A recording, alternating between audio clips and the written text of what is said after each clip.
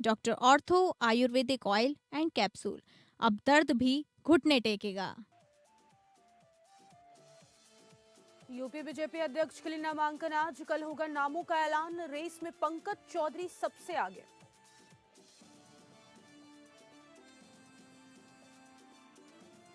IRCTC घोटाला मामले में राउज एवेन्यू कोर्ट में सुनवाई। मामले को दूसरे जज के बेंच में ट्रांसफर करने की मांग पर होगी सुनवाई। बिहार की पूर्व सीएम राबड़ी देवी ने दायर की है याचिका। उत्तराखंड में आज पासिंग आउट परेड, सेना को मिलेंगे युवा सैन्य अफसर। पीओपी के लिए पुलिस ने डायवर्जन प्लान किया जारी।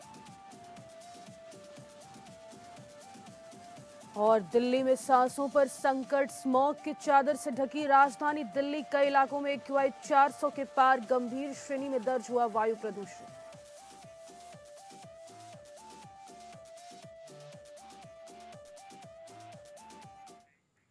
नमस्कार, वेरी गुड मॉर्निंग। स्वागत है आपका एपीएन न्यूज में। आपके साथ मैं हूं सदफ फातिमा। बुलेटिन की शुरुआत करेंगे बड़ी खबर के साथ। बता दें, उत्तर प्रदेश इस वक्त की बड़ी खबर सामने आ रही है, जहां पर आज यूपी बीजेपी अध्यक्ष के लिए नामांकन होगा। कल नामों का ऐलान होने वाला है। रेस में पंकज चौधरी सबसे आगे बताए जा रहे हैं।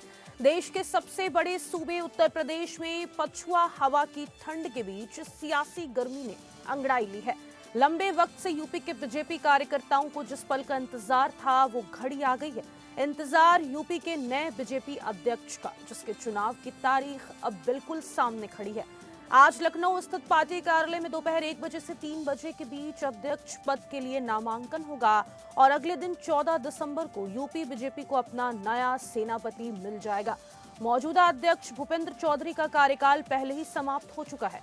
यूपी बीजेपी प्रदेश अध्यक्ष की चुनावी प्रक्रिया को लेकर जिम्मेदारियों का बंटवारा कर दिया गया है। आज की नामांकन कार्यक्रम की जिम्मेदारी डिप्टी सीएम केशव प्रसाद मौर्य और प्रदेश महामंत्री संजय राय को दी गई है। रविवार को डॉक्टर राम मनोहर लोहिया राष्ट्रीय विधि विश्वविद्यालय के सभागार में अध्यक्ष घोषणा कार्यक्रम का आयोजन होगा। इसकी जिम्मेदारी डिप्टी सीएम ब्रजेश पाठक और प्रदेश महामंत्री गोविंद नारायण शुक्ला संभालेंगे। यूपी बीजेपी प्रदेश अध्यक्ष पद की रेस में केंद्रीय मंत्री पंकज चौधरी का नाम आगे आता दिख रहा है। पहले बीएल वर्मा के नाम की भी चर्चा थी। पंकज चौधरी के शनिवार को दिल्ली से लखनऊ पहुंचने की चर्चा है। एयरपोर्ट से वे सीधे भाजपा कार्यालय पहुंचेंगे।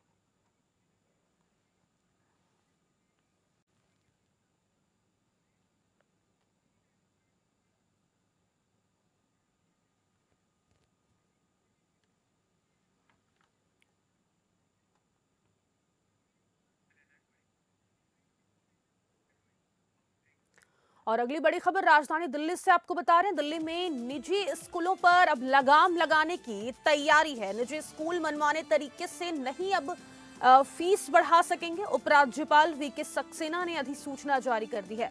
दिल्ली सरकार ने निजी स्कूलों की फीस बढ़ोतरी की मनमानी को रोकने के लिए दिल्ली एजुकेशन बिल, फीस तय करने और नियमन अधिनियम 2025 को लेकर अधिसूचना जारी कर दी है। इस संबंध में उपराज्यपाल वीके सक्सेना ने दिल्ली गजट अधिसूचना जारी की है। इसके तहत फीस बढ़ोतरी के खिलाफ शिकायत के लिए 15% अभिभावकों की सहमति जरूरी है। इस कानून के तहत दिल्ली के 1700 से ज्यादा निजी स्कूल दायरे में आएंगे। फीस निगरानी के लिए 3 स्तर की व्यवस्था की गई है। इसमें स्कूल स्तर पर फीस रेगुलेशन कमेटी, जिला स्तर पर फीस अपील कमेटी और संशोधन समिति को शामिल किया गया है।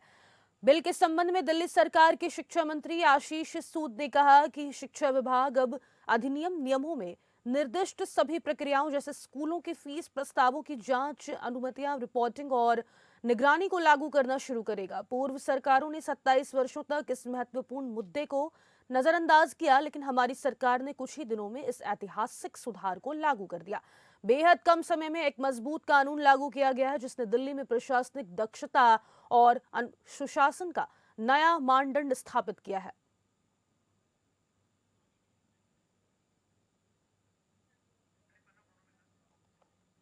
तो आपको बता दें, अब दिल्ली में जो निजी स्कूल थे वो लगातार फीस बढ़ा रहे थे, जिसको लेकर अब सरकार यहां पर एक्शन मोड में नजर आ रही है। अब निजी स्कूल मनमाने तरीके से फीस में बढ़ोतरी नहीं कर पाएंगे। वहीं आशीष सूद, जो कि शिक्षा मंत्री हैं राजधानी के, उनका कहना है कि बेहद कम समय में एक मजबूत कानून लागू किया, जिसने दिल्ली में प्रशासनिक दक्षता और सुशासन का नया मानदंड स्थापित किया है। उन्होंने कहा कि पूर्व सरकारों ने 27 वर्षों तक इस महत्वपूर्ण मुद्दे को नजरअंदाज किया, लेकिन हमारी सरकार ने कुछ ही दिनों में इस ऐतिहासिक सुधार को लागू कर दिया है।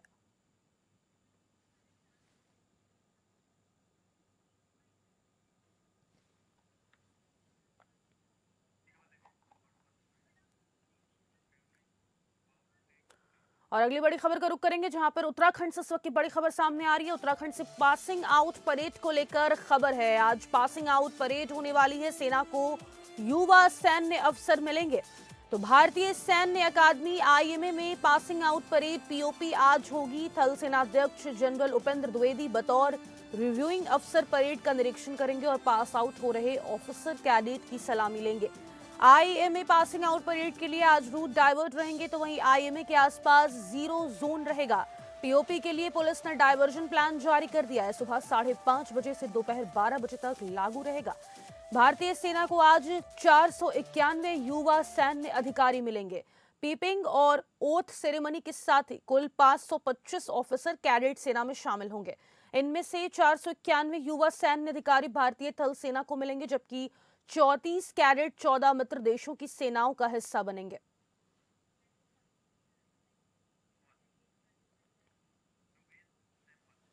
ज्यादा जानकारी के साथ संवाददाता योगेश सेमवाल हमारे साथ फोन लाइन पर जुड़ गए हैं। योगेश, आज कुल कितने कैडेट्स शामिल हो सकते हैं इस पीओपी में? बिल्कुल, आपको बताना चाहेंगे कि हर साल होने वाली ये जो पासिंग आउट परेड है, इसका इंतजार रहता है, क्योंकि भारतीय सेना को बड़े अधिकारी मिलते हैं। इसमें वो अधिकारी मिलते हैं जो भारतीय सेना की रक्षा करते हैं। और सबसे बड़ी बात यह है कि आज अगर हम बात करें तो कुल 525 जो है वो ऑफिसर, इस कैडेट जो है वो पास होंगे। लेकिन इसमें अगर हम भारतीय सेना की बात करें तो भारतीय सेना को 491 युवा सैन्य अधिकारी मिलने जा रहे हैं। और बाकी जो है वो मित्र देशों के 14 मित्र देशों के हैं। हर साल एक संधि के तहत जो है अन्य जो मित्र देश हैं, जिसमें कजाकिस्तान रहता है, अफगानिस्तान रहता है, अन्य कई सारे नेपाल, श्रीलंका, भूटान ऐसे देश रहते हैं। उन देशों के कैडेट भी आकर यहाँ पर जो है वो प्रशिक्षण लेते हैं और फिर जाकर वो अपने देश की जो सेना होती है वहां पर वो रक्षा करते हैं अपने देश की। अपने देश के लिए वो लोग जो है खड़े रहते हैं। पर जब हम भारतीय सेना की बात करें तो 491 जो है वो आज मिलने जा रहे हैं। और एक बड़ी जो है ये बात है अगर कहा जाए, क्योंकि जिस तरह से पीओपी यानी कि पासिंग आउट परेड जो है वो हो रही है। और इसमें अगर आज बात करें जो थल सेना अध्यक्ष जनरल जो उपेंद्र द्विवेदी है, उनको जो है बुलाया गया है, स्पेशल गेस्ट के तौर पर जो है उन्हें बुलाया गया है। वो जो है ऑफिसर्स को जो है सलामी, जो भी कैडेट है जब पासिंग आउट परेड होगी तो उन्हें सलामी लेंगे वो उनकी। और पूरी तरह से तैयार है भारतीय सेना 491 नए सैन्य अधिकारियों के लिए। ठीक है, बहुत शुक्रिया आपका तमाम जानकारी साझा करने के लिए। तो आज पीओपी में कुल 525 कैडेट्स शामिल होने वाले हैं। वहीं आपको बता दें कि राजधानी देहरादून में भी तमाम सुरक्षा के मद्देनजर व्यवस्थाएं कर ली गई हैं।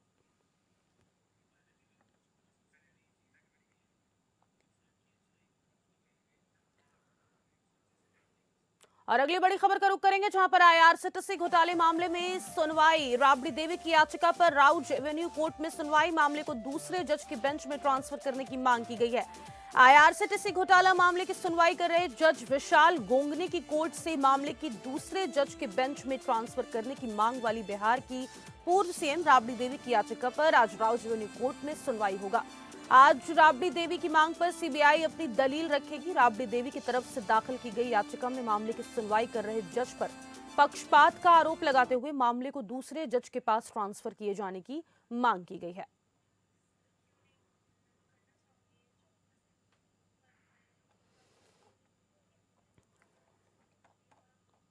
तो आपको बता दें, आईआरसीटीसी घोटाले मामले की सुनवाई कर रहे जज विशाल गोंगने की कोर्ट से मामले को दूसरे जज की बेंच में ट्रांसफर करने की मांग वाली बिहार की पूर्व सीएम राबड़ी देवी की याचिका पर आज राउज एवेन्यू कोर्ट में सुनवाई होगी। आज राबड़ी देवी की मांग पर सीबीआई अपनी दलील रखेगी। राबड़ी देवी की तरफ से दाखिल की गई याचिका में मामले की सुनवाई कर रहे जज पर पक्षपात का आरोप लगाते हुए मामले को दूसरे जज के पास ट्रांसफर किए जाने की मांग की गई है। और ज्यादा जानकारी के साथ संवाददाता विवेक सिंह चंदेल हमारे साथ फोन लाइन पे जुड़ गए हैं। विवेक, किन आधारों पर राबड़ी देवी की तरफ से जज पर पक्षपात करने का आरोप लगाया गया? चूंकि जो राबड़ी देवी हैं, उनकी तरफ से इस मामले में 4 अर्जियां दाखिल की गई हैं और उनकी तरफ से ये कहा गया है कि जो विशाल गोगने जो जज हैं इस मामले की सुनवाई कर रहे हैं, वो लगातार हमारे साथ पक्षपात कर रहे हैं। उनका ये कहना है कि जब इस मामले की सुनवाई हो रही थी उस दौरान जो लीगल प्रोसेस है उसको पूरी तरीके से वो फॉलो नहीं कर रहे हैं। उन्होंने ये भी आरोप लगाया कि जब इलेक्शन चल रहे थे उस दौरान इन लोगों को मामले की सुनवाई के लिए दिल्ली आने के लिए मजबूर किया जा रहा था। और जब उन्होंने इस मसले में संज्ञान लिया और आदेश दिया चार्ज फ्रेम करने के ऊपर, उस पे भी जो उनका तरीका था उस पर भी सवाल उठाया। उन्होंने कहा कि जो ये जज है पर्टिकुलर, वो इस मामले की सुनवाई में उनकी फैमिली को टारगेट कर रहे हैं। ऐसे में इनके सामने मामले हैं उन मामलों की सुनवाई को उनकी बजाय किसी और जज को दे दिया जाए जिससे इस मामले की सुनवाई हो सके।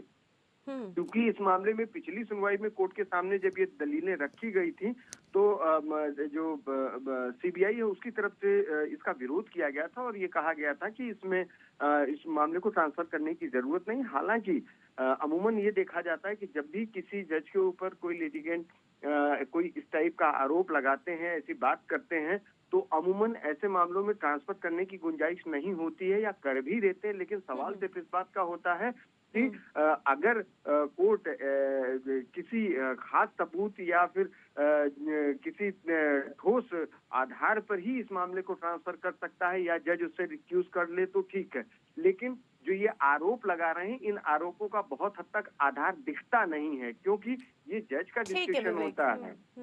ठीक है, बहुत शुक्रिया आपको तमाम जानकारी साझा करने के लिए। तो आपको बता दें IRCTC घोटाले मामले में एक बार फिर से दिल्ली की राउज रेवेन्यू कोर्ट में आज सुनवाई होनी है।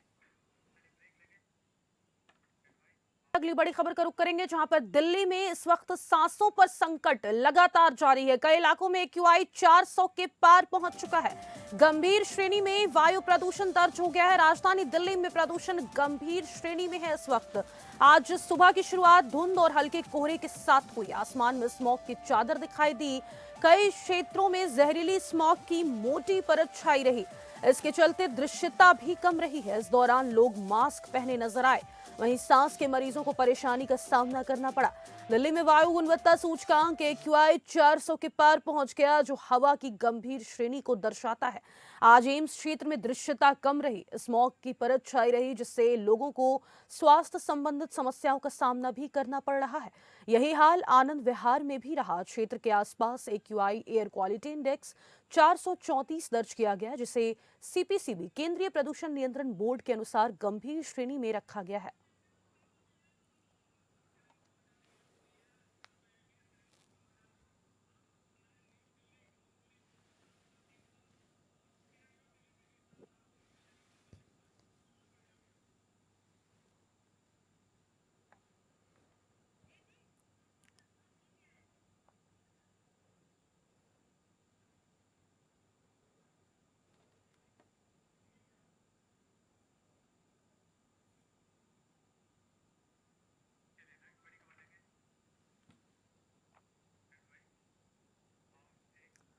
और अगली बड़ी खबर झारखंड से इस वक्त सामने निकल कर आ रही है। बता दें आपको, कोयला खदानों में गैस रिसाव का मामला सामने आया है। धनबाद के कोयला खदानों में गैस रिसाव का खतरा। बता दें आपको कि झारखंड के धनबाद इलाके में कोयला खदानों से कई बार गैस रिसाव की घटनाओं के बाद अब जांच टीम एक्शन में आती हुई नजर आ रही है। इसके तहत कोल इंडिया की इकाई यानी CMPDIL की विशेषज्ञ टीम ने ड्रोन सर्वे शुरू कर दिया। ये survey Bharat coking coal limited BCCL की पुटकी बलिहारी कोलियरी क्षेत्र के उन इलाकों में किया जा रहा है जहां गैस लीक होने की शिकायत मिली थी। गैस रिसाव राजपूत बस्ती, मस्जिद मोहल्ला और एरिया नंबर 5 में रिपोर्ट हुआ था। अधिकारियों ने सुरक्षा के मद्देनजर लगभग 1000 लोगों को स्थानांतरित करने का फैसला भी किया है। बता दें कि ये पूरा मामला कुछ दिन पहले का है, जब केंदुआ डी बस्ती में कार्बन मोनोक्साइड गैस के रिसाव से एक महिला की मौत हो गई थी और 12 लोग बीमार पड़ गए थे। इसके बाद स्थिति को गंभीर मानते हुए जांच शुरू की गई।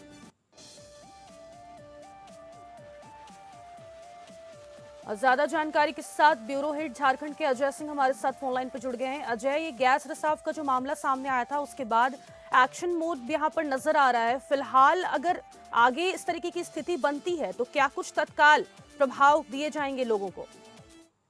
देखिए फातिमा, मैं बताऊं कि ये जो धनबाद का जो इलाका है, यानी कि बीसीसीएल जो बोलते हैं, कोल इंडिया की एक इकाई है बीसीसीएल। तो बीसीसीएल का जो इकाई है, तो वहां पे केंदुआ डी एरिया बोलते हैं, उसमें एक पुटकी और बलिहारी एरिया होता है उसका। तो वो जो तमाम एरिया है वो भूदशान गैस रिसाव के लिए बड़ा कुख्यात रहा है। वो लगातार जो है वहां से भूदशान की खबरें आती रहती हैं, गैस रिसाव की खबर आती है। लेकिन इस बार जो है व्यापक रूप से एक बड़े पैमाने पर जो है वो गैस रिसाव हो रहा है। कुछ दिन पहले की बात है, मतलब चंद दिनों पहले की बात है, एक जो परिवार, एक महिला की मौत हो गई थी। कुछ परिवार जो है वो अस्पताल में भर्ती हुए थे। इसके लिए जो है सरकार जो है, केंद्र सरकार और राज्य सरकार दोनों ही में अफरा तफरी मच गई और जो है वो कोल मंत्रालय जो है इसके लिए एक टीम गठित किया गया। तो उसके लिए एक ड्रोन का सर्वे हुआ किया गया और कोल इंडिया में के साथ साथ आईआईटी और आईएसएम, जो धनबाद में एक बड़ा कोयले का कोल एक बड़ा सा प्रतिष्ठान है जहां पर कोयला मंत्रालय की भी कोयला की पढ़ाई होती है। दूसरी तरफ आईआईटी के ही एक डायरेक्टर रह चुके थे वो पानी ग्रहण साहब, उनकी भी एक टीम है। सीएम सिम्फर की एक टीम है, एक सीएमपीडीआई जो है, ये तमाम जो ये सारे लोग मिलकर के एक ड्रोन सर्वे कर रहे हैं और ये पता लगाने की कोशिश कर रहे हैं कि इसको कैसे इसको नियंत्रित किया जा सके। क्योंकि जो सबसे जो मामला जो है कि वो धनबाद और बोकारो का जो जोड़ने वाली NH 18 जो जिसको लाइफलाइन भी कहा जाता है, इस पर बुरी तरह प्रभाव होने वाली, वो सड़क उड़ीसा तक जाती है, उस पर भी ये प्रभाव होने वाला है। तो इसके लिए जो है कुछ दिन पहले की बात है, मतलब 2 दिन पहले की बात है, जो जहरीली गैस के इसके लिए डीसी के जो वहाँ जो धनबाद के डीसी आदित्य रंजन, कोल इंडिया के जो एडिशनल सेक्रेटरी हैं सोनू झा, बीसीसीएल के जो सीएमडी हैं मनोज कुमार अग्रवाल, वो जो लगातार वहां पर कैंप किए हैं और दौरा कर रहे हैं और ये लगातार कोशिश कर रहे हैं कि तमाम को उसको कैसे रोका जाए। और वो जो विस्थापित परिवार है, 1000 लोग, जो लगभग 1000 लोग हैं, उनको वहां से जब तक हटाया नहीं जाएगा तब तक ये जो है वो गैस इसके जो है निकलने वाली जो है उसको रोकने की जो प्रक्रिया जो होती है, उसमें जो तकनीकी जो होती है वो नहीं होगा। तो ये जो है ये सबसे बड़ा सिरदर्द वही है कि जब तक वहां से लोग पूर्णतः हटेंगे नहीं तब तक जो है मशीनरी काम नहीं करेगी। ठीक है जय, जो है ठीक है जय, बहुत शुक्रिया आपका तमाम जानकारी साझा करने के लिए। और अगली बड़ी खबर प्रयागराज से इस वक्त सामने निकल कर आ रही है। बता दें, श्री कृष्ण जन्मभूमि मथुरा शाही ईदगाह विवाद में इलाहाबाद हाईकोर्ट ने श्री कृष्ण जन्मभूमि मथुरा और शाही ईदगाह विवाद मामले में सुनवाई की अगली तिथि 30 जनवरी 2026 नियत की है। दोनों पक्षों को प्रार्थना पत्रों पर अपनी आपत्ति दाखिल करने का समय दिया गया है। आगरा की जामा मस्जिद सर्वे मामले में एएसआई को भी जवाब दाखिल करने के लिए समय दिया गया है। श्री कृष्ण जन्मभूमि मामले को लेकर दाखिल सिविल वादों की सुनवाई न्यायमूर्ति अवनीश कुमार सक्सेना की एकल पीठ कर रही है। वाद नंबर 3 में आगरा की जामा मस्जिद की सर्वे की मांग को लेकर अधिवक्ता महेंद्र प्रताप सिंह का दावा है कि मस्जिद की सीढ़ियों के नीचे भगवान का विग्रह दबाया गया है। पता लगाने के लिए सर्वे जरूरी है। केंद्र सरकार की तरफ से अतिरिक्त सॉलिसिटर जनरल शशि प्रकाश सिंह ने एएसआई को जवाब के लिए समय देने की प्रार्थना की, जिसे कोर्ट ने स्वीकार कर लिया। वहीं सुनवाई के दौरान श्री कृष्ण जन्मभूमि ट्रस्ट के अधिवक्ता हरिराम त्रिपाठी ने कोर्ट को बताया कि सुप्रीम कोर्ट में वाद नंबर 17 को प्रतिनिधि वाद बनाए जाने के मामले में 16 दिसंबर को सुनवाई है। इसे संज्ञान लेते हुए कोर्ट ने सुनवाई टाल दी। वाद संख्या 4 में आशुतोष तिवारी ने संशोधन अर्जी दी है। वहीं शाही ईदगाह मस्जिद के संशोधन अर्जी पर वाद संख्या 9 में याचिका की ओर से अधिवक्ता सौरभ तिवारी ने आपत्ति दायर की है।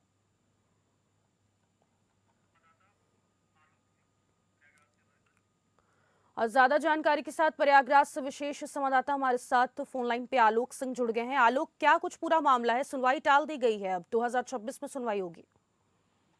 देखिए, चूंकि सुप्रीम कोर्ट में सुनवाई चल रही है और कोर्ट को जो श्री कृष्ण जन्मभूमि के अधिवक्ता, उन्होंने कोर्ट को ये बताया कि चूंकि मामला सुप्रीम कोर्ट में और वहां सुनवाई होनी है, लिहाजा इलाहाबाद हाई कोर्ट ने अब 16 जनवरी को इस मामले में सुनवाई करने का आदेश दिया है। इसके साथ ही एक अन्य अधिवक्ता ने यह भी दावा किया कि आगरा की एक मस्जिद के नीचे कुछ ऐसे अवशेष मिले हैं कि जहां पर ये दावा किया गया है कि वहां पे मंदिर है। तो ये भी एक नया दावा प्रस्तुत किया गया इलाहाबाद हाईकोर्ट के समक्ष। और साथ ही जो श्री कृष्ण जन्मभूमि के अधिवक्ता उन्होंने कहा कि चूंकि वहां पे भगवान श्री कृष्ण का जन्म हुआ था, लिहाजा वहाँ एएसआई सर्वे की जरूरत है। वो एएसआई सर्वे चल रहा है। इसके साथ ही जो आगरा में मस्जिद और मंदिर का जो मामला आया है उसमें भी एएसआई सर्वे की मांग की गई है। तो लिहाजा पूरे मामले को देखते हुए अब इलाहाबाद हाईकोर्ट इस मामले में 16 जनवरी 2026 को सुनवाई करेगा। जी ठीक है, बहुत शुक्रिया आपका तमाम जानकारी साझा करने के लिए। और फिलहाल के लिए इस बुलेटिन में बस इतना ही। मुझे दीजिए इजाजत। नमस्कार।